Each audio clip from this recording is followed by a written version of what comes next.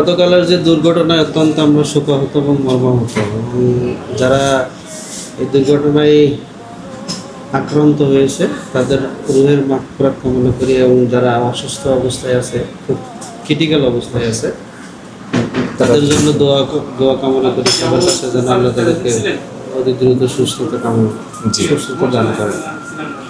আর এর পিছনে কি কোনো কারণ থাকতে পারে? কারণ মানে আমরা বড়রা কি দায়ী নয়? এই জনবহুলপূর্ণ ঢাকায় এই প্রশিক্ষণ বিমানটা যদি প্রশিক্ষণ এদিকে না করে একটা লোকালয়ের বাইরে করা যেত তাহলে কেমন হতো? তাহলে কিন্তু এই দুর্ঘটনা নাও ঘটতে পারত। আসলে মনে করেন আপনি? শুরুতেই বলতে হয় যে আসলে আমাদের মনে হয় আমরা মানে জাতিগতভাবে সিদ্ধান্ত নিতে আমাদের বেশ কিছু ত্রুটি আমরা সবসময় লক্ষ্য করি। আর আমরা আরেকটা বড় সমস্যা হচ্ছে যে একটা ভুল থেকে শিক্ষা নেওয়া, এইটা কেন জানি কিছুদিন এটা নিয়ে খুব দৌড়াদৌড়ি থাকে, এরপরে এইটা কেমন জানি হারায় যায়। কিন্তু এরপরে যে আমাদের নেক্সট এই ধরনের ঘটনাগুলো না ঘটে, এর জন্য পদক্ষেপ নিতে মনে হয় আমরা সময়ের ব্যবধানে ভুলেই যাই।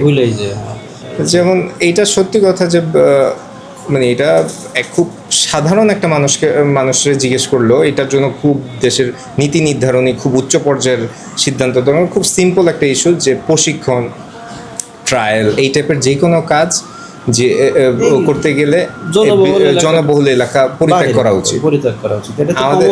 এটা কমন সেন্সের বিষয়।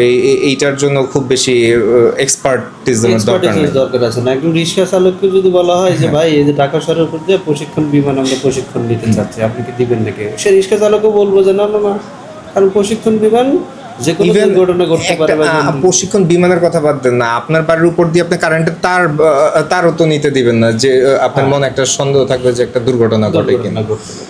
তো সেক্ষেত্রে এই যে প্রশিক্ষণ বিমানটা এই ক্রাশ করে পড়লো একটা মাইলস্টোন স্কুলের উপরে, ইনফ্যাক্ট এটা ঢাকাতে কিংবা চট্টগ্রাম বড় শহর তো দূরের কথা, এইটা চলে যেতে হবে একদম জনবিচ্ছিন্ন একটা এলাকা।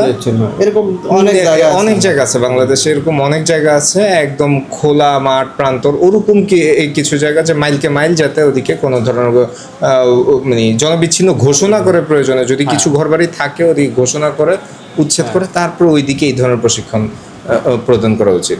এবং প্রতিটা জীবনের অনেক মূল্য।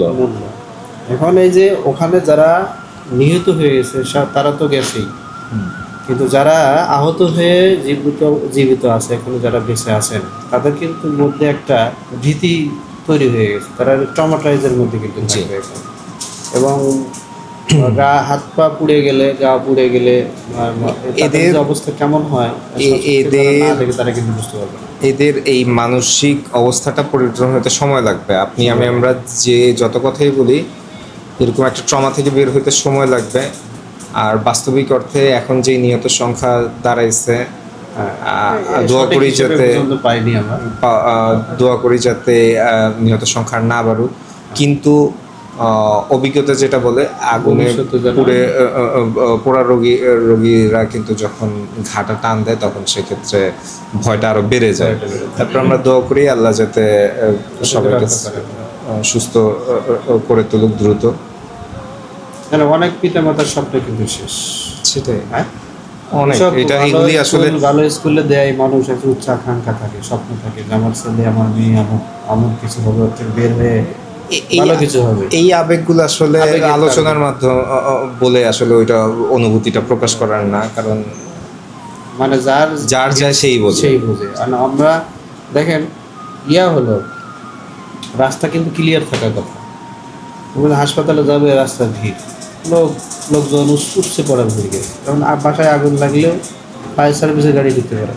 কেন ঢুকতে পারে? উৎসর্জনতা। এখানেও তাই উৎসর্জনতা কিন্তু প্রচুর ছিল, মানে হাত দিয়ে সরিয়ে দিতে হচ্ছে। কেন রে ভাই? যেহেতু দেখছিস যে মানুষ গাড়ি নিয়ে যাচ্ছে, হাসপাতালে যাবে, তাহলে নিজে ইচ্ছাই তো সরে যাওয়া উচিত, রাস্তা ক্লিয়ার করা উচিত। কিন্তু আমরা কিন্তু করি না। মানে বারবারও বলা হচ্ছে যে তারপরে আমরা সতর্ক হচ্ছি না। আমাদের সতর্ক হওয়া উচিত, এবং নীতি নির্ধারণী পর্যায়ে খুব বেশি কনসার্ন হওয়া উচিত এই বিষয়গুলো নিয়ে। ভবিষ্যতে খুব দ্রুত এই ঘটনার পর সরকারের উচিত নীতি নির্ধারণ পর্যায়ে জরুরি বসে খুব দ্রুত এই প্রশিক্ষণ প্রোগ্রামগুলা যাতে জনবহুল এলাকায় না করে খুব দ্রুতই একটা সিদ্ধান্ত চলে আসা উচিত। জি, ধন্যবাদ আপনাকে।